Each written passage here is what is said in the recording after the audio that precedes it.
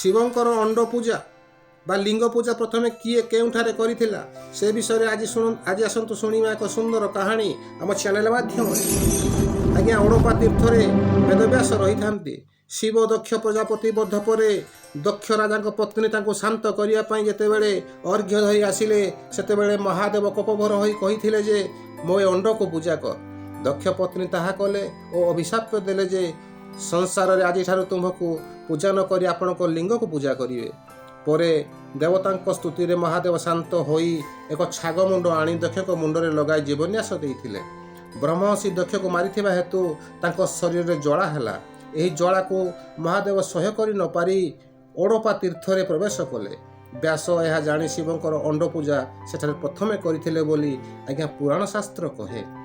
ଶିବଙ୍କ ଶରୀର ଶାନ୍ତ ହେବାରୁ ଶିଷ୍ୟ ବ୍ୟାସଙ୍କ ପ୍ରତି ଖୁସି ବ୍ୟକ୍ତ କରି କହିଲେ ଯେ ଅନାଥ ହୋଇ ଏଠାରେ ଯେ ଶରଣ ମାଗିବ ସେ ଏଠାରେ ନିଶ୍ଚିତରେ ରହିପାରିବ। ତାର ଶତ୍ରୁ ବ୍ରହ୍ମା ବିଷ୍ଣୁ ବା ମୁଁ ହେଲେ ମଧ୍ୟ ଏଠାରେ ପଶିପାରିବୁ ନାହିଁ। ଶତ୍ରୁ ହୋଇ ଯେ ପଶିବ ସେ ନିଶ୍ଚୟ ଧ୍ୱଂସ ହୋଇଯିବ।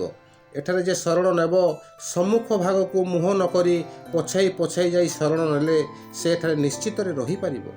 ଏଣୁ ପାଣ୍ଡବମାନଙ୍କ ଠାରୁ ନିଜକୁ ରକ୍ଷା କରିବା ପାଇଁ ରାଜା ଦୁର୍ଯ୍ୟୋଧନ ଏ ସରୋବରରେ ଶରଣ ନେଇଥିଲେ। ଏଠାରେ ଯେଉଁ ଶିବଲିଙ୍ଗ ପୂଜା ପାଏ ତାର ନାମ ହେଉଛି ଓଡ଼ପା ବିଶ୍ବେଶ୍ୱର। ବ୍ୟାସଙ୍କ ନାମ ଅନୁସାରେ ଏହି ସରୋବରର ନାମ ବ୍ୟାସ ସରୋବର ବୋଲି କୁହାଯାଇଥାଏ।